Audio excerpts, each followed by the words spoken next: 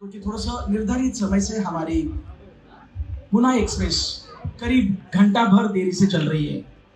आपण वेळेचं थोडंसं वेळेवर आलो असं तर बरं झालं असतं. यावेळेस आज आपण देवाचे खूप उपकार मानूया. मी कमी वेळ तुमच्या बरोबर बोलतो, परंतु जे असेल ते क्वालिटी वाचनातून आपण पाहूया. पहा, आज 3 इन्सिडेंट्स आहेत, 3 इव्हेंट आहेत. देवाचे सन्माननीय दास बंडेलू दादा यांचा वाढदिवस, त्याचप्रमाणे 32 वर्ष अविश्रांत त्यांनी केलेली सेवा, गव्हर्नमेंटची सेवा, कुटुंबाची सेवा, सगळी सेवा, चर्चची सेवा, सिंगिंगची सेवा, आणि तिसरी गोष्ट म्हणजे खूपच महत्वाची म्हणजे लग्नाचा 26वा वाढदिवस. या तिन्ही गोष्टी आपण 5-5, 10-10 मिनिटांमध्ये पाहूया. आपण कामाबद्दल थोडस पाहूया. वर्क, दादांची रिटायरमेंट. पहा, ज्यावेळेस पवित्र शास्त्रातला उत्पत्तीच्या पुस्तकापासूनच सुरुवात आहे. God work. The day first God work, the day second God work, the day third God work, the day fourth God work, the day fifth God work, the day sixth God work. म्हणजे देवाने काम केलं. आणि हेस्लेनिकराच्या पत्रामध्ये अशा प्रकारे लिहिलेलं आहे, जो कोणी काम करत नाही त्याने खाऊ नये. त्याच्यामुळं काम हा जो प्रकार आहे हा मानवी जीवनासाठी देवापाने दिलेला एक प्रकारचा आशीर्वाद आहे. आपण काम करतो आणि काम केलं पाहिजे. दादाला 32 वर्ष देवापाने कृपा पुरवली. मी निगेटिव्ह पुलपीटवरून काहीच बोलणार नाही, परंतु सर्व बाधित देवापाने कृपा पुरवली, त्याबद्दल आपण देवाचे उपकार मानूया. आणि आमचं शरीर हे रेग्युलर कामामध्येच पाहिजे, म्हणजे आम्ही जास्त दिवस जगतो. खरं तर उत्पत्तीचा ग्रंथ याचा 6वा अध्याय आणि 3ऱ्या वचनामध्ये देवापाने आपला 120 वर्षाचा कार्यकाल दिलेला आहे. परंतु आपण तो कार्यकाल हाताने कमी करून घेतो आपल्या तोंडामुळं. माझं काही खरं नाही झालं, तुम्ही टाकली विकेट.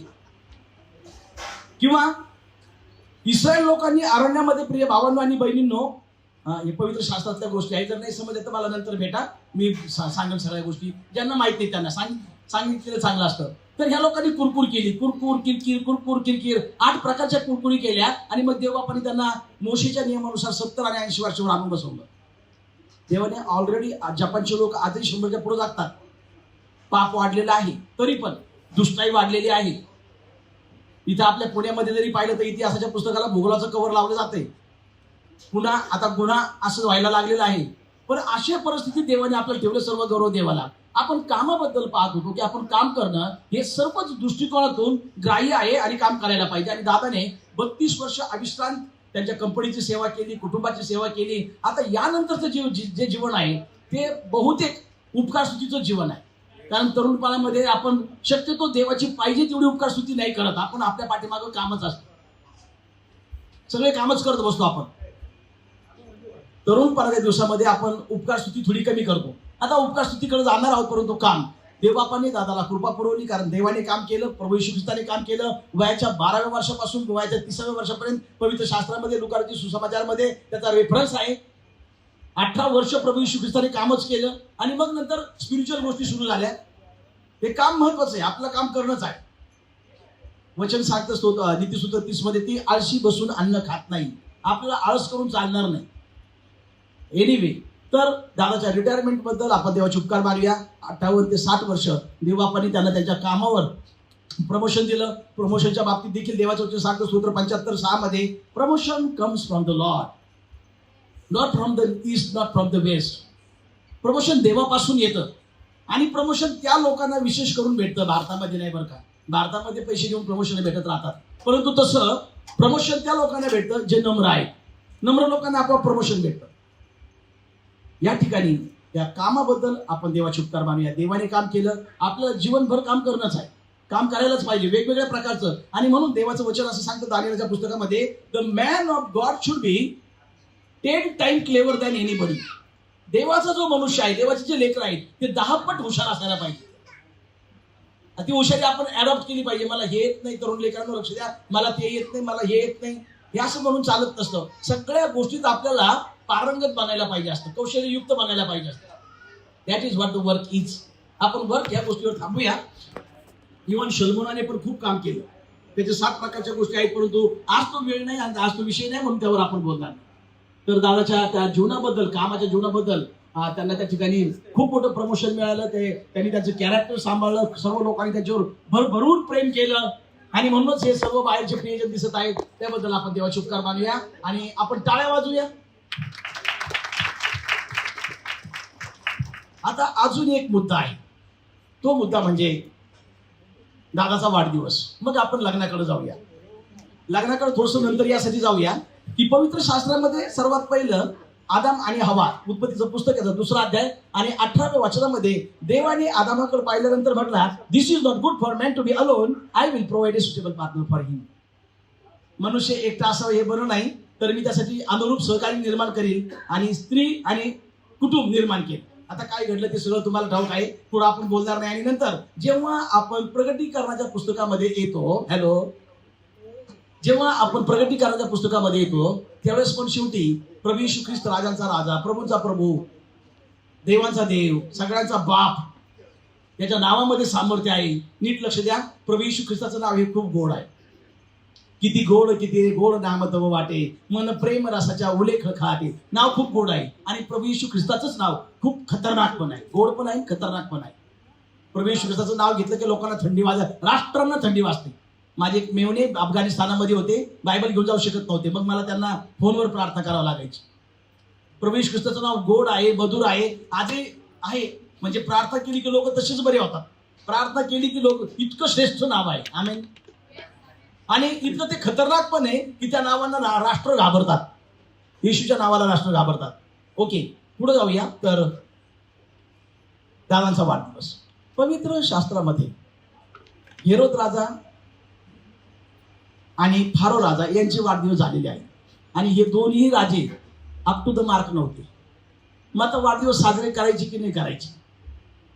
वाढदिवस साजरा करण्यासाठी पवित्र शास्त्राचा रेफरन्स मी उघडणार नाही कारण वेळ कमी आहे. तर पवित्र शास्त्राचा रेफरन्स असा आहे की सर्व स्थितीत उपकार स्तुती करा आणि आभार प्रदर्शनासह आपली मागणी देवाला खावा. तेसलोनिकरांच्या पत्रामध्ये अशा प्रकारे म्हटलेलं आहे, सर्व स्थितीत उपकार स्तुती.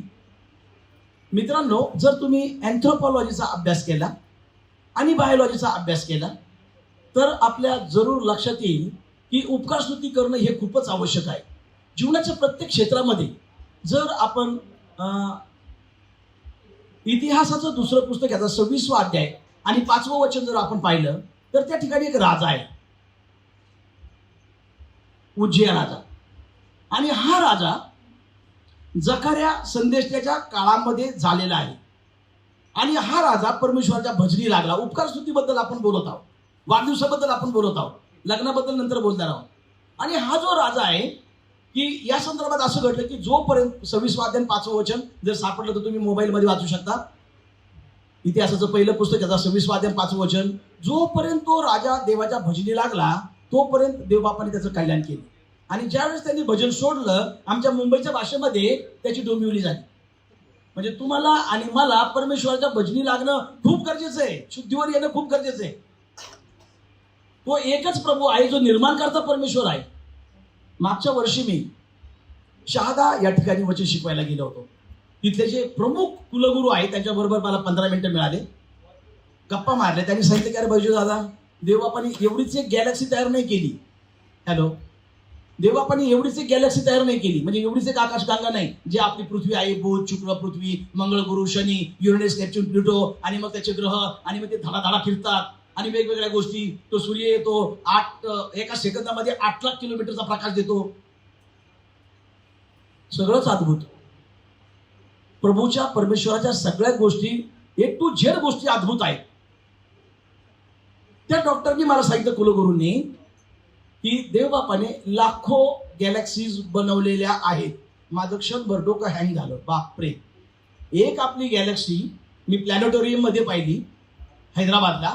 तो गुरुग्रह त्याच्यावर आपल्या पृथ्वीपेक्षा 1200, 1300, 1600 पट मोठा आहे. भयंकर. तिथं आवाजाचे कान फाटतात अशी परिस्थिती तिथं.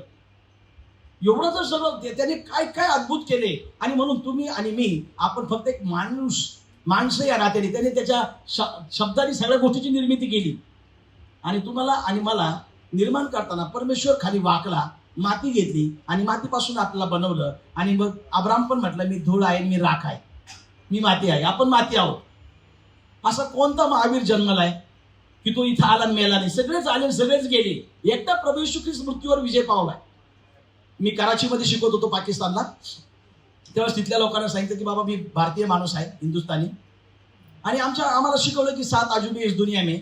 परंतु त्याच्या पुढचा आजोबा मला तुम्हाला सांगू द्या, हिंदीतून बोलत होतो, त्याच्या पुढचा मला आजोबा सांगू द्या. तो आजोबा म्हणजे प्रभू येशू ख्रिस्ताची रिकामी कबर. ती आजही इस्रायलमध्ये आहे. ती इतिहासामध्ये इन्क्लूड नाही केली, परंतु खरं आश्चर्य प्रभू येशू ख्रिस्ताची रिकामी कबर आहे. आपले तरुण लेकरं गाणं गातात, डेथ कुड नॉट होल्ड हिम. मृत्यू देखील त्याला सामावून ठेवू शकला नाही. तो उठला, तो एवढा महान प्रभू आहे. आणि म्हणून त्याचे उपकार स्मरण वाढदिवसाच्या निमित्ताने किंवा अजून दुसऱ्या कुठल्या निमित्ताने, परंतु त्याचे उपकार स्मरण करणं खूप चांगलं आहे. मित्रांनो, भजनी लागणं, मला हे सांगा, हातवर करू नका, मी तुमची परीक्षा घेणार नाही, मी खूप नॉर्मल माणूस आहे. किती दिवस झाले बरं आपल्या घरामध्ये प्रार्थनाच नाही झाल्या? आपण आपलं ओटीच करत आहोत ओव्हर टाईम. आणि त्या ओटीमुळं आपल्या हृदयावर ताण येतोय आणि मग आपल्याला त्या ओटीमध्ये जावं लागतंय, ऑपरेशन थिएटरमध्ये. अहो, हा ओटी शिकून घ्या, ओल्ड टेस्टामेंट हे शिकून घ्या. इथं काय सांगितलं? किती दिवस झाले आपण भजनी नाही लागलो. मी याच्यावर थोडंसं जास्त बोलतो की आपल्याला परमेश्वराच्या भजनी लागणं खूप गरजेचं आहे. एक निगेटिव्ह उदाहरण सांगतो.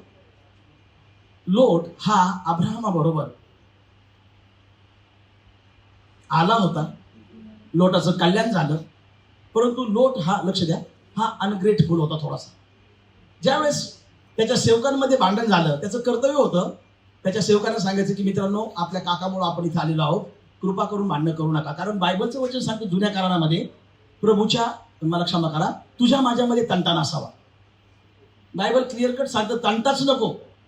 हे तंटे बखेडे नसतील तर कोर्ट आणि कचेऱ्या आणि वकील आणि काळे कोट काही गरज पडणार नाही. पण समजदारीने आपल्याकडे म्हणून हा मोठा प्रश्न आहे. पण ती समजदारी मिळवण्यासाठी चला प्रभूकडे चाला, त्याचे उपकार स्मरण करा. एनिवे, त्याने उपकार स्तुती नाही केली किंवा त्याने त्याच्या काकाचे आभार नाही मानले. त्याचे दुष्परिणाम काय झाले माहिती तुम्हाला? कृपा करून लक्ष द्या, येणारे येतील, ये दुनिया बरी धर्मशाला आहे, कोई आ रहा है कोई जा रहा है. तर त्याचे दुष्परिणाम असे झाले की नंतर लोटाकडून जी चूक झाली ना, तर ती थोडंसं डोकं हलवणारी चूक आहे, खूप घाणेरडी चूक त्याच्याकडून झाली. And there is no meaning, my beloved friend, there is no meaningless detail in the Bible. बायबलमध्ये मिनिंगलेस कोणत्याच गोष्टी नाही. सगळ्या गोष्टीला पुरावे, ए टू झेड गोष्टीला पुरावे. कोर्टात पुरावे लागतात, तिथे सगळे पुरावे. हे रक्त सांडिता का शोधीशी पुरावा, पतिता तुझा सखा मी, उरला कुठे दोरावा. पुरावे सगळ्या गोष्टीला. त्याच्याकडून खूप मोठी चूक झाली. नंतर तो दारू प्याला, नंतर त्याच्याकडून व्यभिचार घडला, नको तिथंच काय गोष्टी घडल्या. आणि ते जे शहर होतं सदोम गोमोरा, ते अक्षरशः अग्नी आणि गंधकाने देवबापाने जाळून टाकलं. म्हणजे H2SO4 सल्फ्युरिक ऍसिडने. हे ज्यावेळेस आपण ग्रेटफुल राहत नाही. मला हे सांगा, इंग्लंडचे जे लोक आहेत ते प्रत्येक गोष्टी थँक्यू म्हणायला वेळे आहेत का? त्यांनी बायबल वाचलेले आणि म्हणून एकेकाळी त्यांनी जगावर राज्य केले, प्रभूपासून दूर गेले, आता बरंच दूर गेले. जाऊ दे, हरकत नाही, तो विषय आपला नाही. ग्रेटफुल असणं, तो राजा परमेश्वराच्या भजनी लागला आणि जोपर्यंत तो भजनी लागला तोपर्यंत देवबाबांनी त्याचं कल्याण केलं. तुम्हाला आणि मला तो हयात परमेश्वराच्या भजनी लागणं खूप गरजेचं आहे.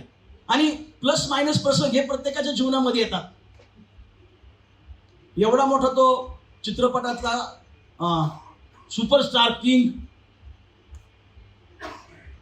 लाखो रुपये करोडो रुपये मोजता येणार नाही एवढे पैसे, परंतु त्याचा इब्राहिम नावाचा मुलगा आजारी पडला. लेकरू जर आजारी पडलं, तरुण लेकरांना लक्ष द्या, लेकरू जर आजारी पडलं किंवा लेकराला काय झालं तर आईला आणि बापाला, लेकराला ताप आल्यानंतर आई बापाला संताप येतो, ढिल्लं होतं एकदम आई वडील. तो किती काही असो, तो बाप आहे. त्याला खूप वाईट वाटलं. त्याने जॉनी लिव्हरला फोन केला, सांगितलं जॉनी भाई ये बच्चा बीमार है, ये ठीक होने की संभावना नहीं, कुछ तरी कर, तू प्रार्थना करताय ना मसीह येशू की, तू प्रार्थना कर.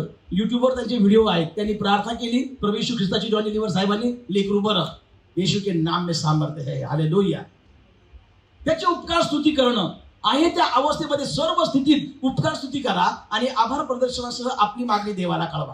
आपण कोणत्या कोणत्या परिस्थितीमध्ये आभार मानत आहोत. आणि म्हणून याकोबाला पत्र लिहित असताना माझ्या प्रिय भावांनो आणि बहिणींनो, देवाचं वचन सांगतं पहिल्या अध्यायाच्या 2ऱ्या वचनामध्ये, count it all joy brethren when you falls into various troubles. नाना विविध परीक्षेत तुम्ही सापडता त्यावेळेस आनंदच माना. ही उपकार स्तुती खूप महत्वाची आहे. लक्ष द्या, मी जगिक गोष्टी पण बोलतो की जर उपकार स्तुती केली नाही आपलं शरीर निगेटिव्हिटीमध्ये जातं. आणि जेव्हा निगेटिव्हिटीमध्ये जातं त्यावेळेस आपलं शरीर आपोआप बीपीकडे जातं. आणि बीपी ह्या शब्दाचा पुण्याचा अर्थ आहे ब्लड प्रेशर, परंतु नगरचा अर्थ आहे बावळटपणा. आणि ती गोळी जर पाठीमागे लागली ना मग तुम्हाला ती शेवटपर्यंत घेऊन जाते, हाडं पसरपर्यंत, हाडं पसर. आणि म्हणून निगेटिव्हिटी नको. मग काय उपकार स्तुती पहा 16व्या अध्यायामध्ये 25व्या वचनामध्ये प्रेषितांचे कृत्य, पौल आणि त्याचा सहकारी शिलास यांना शुभवर्तमानाच्या प्रसारासाठी जेलमध्ये टाकण्यात आलं होतं. आणि जेव्हा त्यांना जेलमध्ये टाकण्यात आलं ते अशाही परिस्थितीमध्ये देवाचे लेकरं तिथं देवाचे उपकार स्मरण करत होते. भावांनो आणि बहिणींनो, दुःखाने सांगावं वाटतं, प्रभूमध्ये येण्याच्या अगोदर 1991 मध्ये हम जेल जा चुके सनम, हम कई बार इंजीनियरिंग फेल हो चुके सनम, लेकिन अब हम प्रभु यीशु मसीह को दिल दे चुके सनम. मी जेलमध्ये जाऊन आलेले, खूप घाणेरडं असतं. तुम्ही नाही गेले जाऊ नका, देवाला गौरव असतो. तो खूप वाईट, माझ्याकडून चूक झाली होती, हाफ मर्डर झाला होता, पण वाचवलं मला देव बापाने, प्रभूने वाचवलं. प्रभूला जीवन दिलं, मी सुटलो. त्यानंतर त्या मार्गावर मी परत कधीच गेलो नाही. इव्हन माझ्या मुलाला पण वकील होऊ दिला नाही, म्हटलं नको तो विषय. हे लोक जेलमध्ये होते आणि जेल हे चांगलं ठिकाण नाही.